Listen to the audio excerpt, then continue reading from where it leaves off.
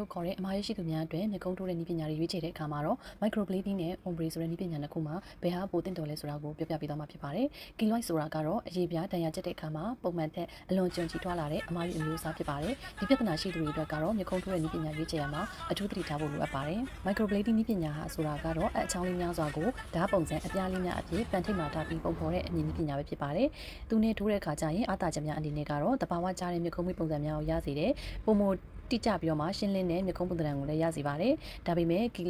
keloid ဆိုအမှားရရှိသူများအတွက်ကတော့အန်ဒီရရှိတဲ့နည်းပညာဖြစ်ပါတယ်။ထိုးပြီးတဲ့ဒါကမကျွမ်းကျင်ပဲနဲ့တိုးလိုက်တဲ့အခါမှာဒဏ်ရာညက်ပြီးတော့အရေးပြားကိုပုံမထိခိုက်စေနိုင်တယ်။သွေးထွက်နိုင်ခြေလည်းများနိုင်တယ်။ keloid ဖြစ်နိုင်ခြေကိုလည်း80%ထိမြင့်မားစေပါတယ်။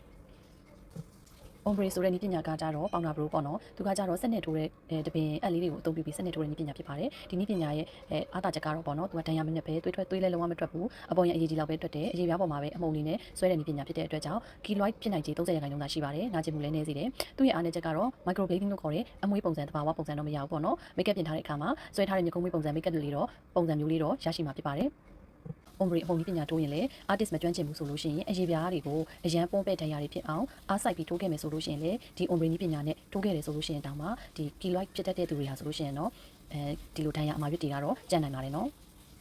ဒါကြောင့်မို့လို့ keloid အမှားရွက်ဖြစ်နိုင်တဲ့လူတွေကိုအကြံပေးရမယ်ဆိုလို့ရှိရင်ကိုကမိမိကမျက်ခုံးထိုးရမယ်ဆိုလို့ရှိရင်တော့ဥစွာအရေးပြားဆရာဝန်နဲ့တိုင်ပင်ရမယ်ကိုယ့်ရဲ့အတိုင်းမှာ keloid ဖြစ်နိုင်ခြေရှိမရှိကိုလည်းတိုင်ပင်ဆွေးနွေးရပါမယ်ပြီးတဲ့ခါကျရင်တော့ကိုက ombre ဆိုတဲ့နည်းပညာဆိုလို့ရှိရင် ombre ဆိုတဲ့နည်းပညာကိုရွေးချယ်နိုင်ပါတယ်ပြီးတော့အတွေ့အကြုံရှိတဲ့ artist ကိုသာရွေးချယ်ပြီးတော့မှမျက်ခုံးပုံဖော်ရင်တော့အကောင်းဆုံးပဲဖြစ်ပါလိမ့်မယ်ရှင်ဒါမှမဟုတ်လို့ရှိရင် keloid မှာအရန်ကိုပေါ့နော်စိုးရတဲ့အနေထားဖြစ်တတ်တဲ့သူမျိုးဆိုလို့ရှိရင်တော့မျက်ခုံးထိုးခြင်းကိုလုံးဝမရွေးချယ်သင့်ပါဘူးမျက်ခုံးထိုးမဲ့အစားမျက်ခုံးမွေးလေးတွေကိုစိုးစေးတွေစိုးလို့ရတဲ့နည်းပညာတွေလည်းရှိနေပါပြီစေးတွေလည်းရှိပါတယ်ပြီးလို့ရှိရင်မျက်ခုံးကိုပုံစံကျအောင်မျက်ခုံးမွေးရိတ်တဲ့ဟာလေးလည်းသုံးနိုင်ပါတယ်ပုံသွင်းနိုင်ပါတယ်ပြီးလို့ရှိရင်နေ့စဉ်မျက်ခုံးမွေးချယ်တာလေးကိုလည်းပြုလုပ်နိုင်ပါတယ်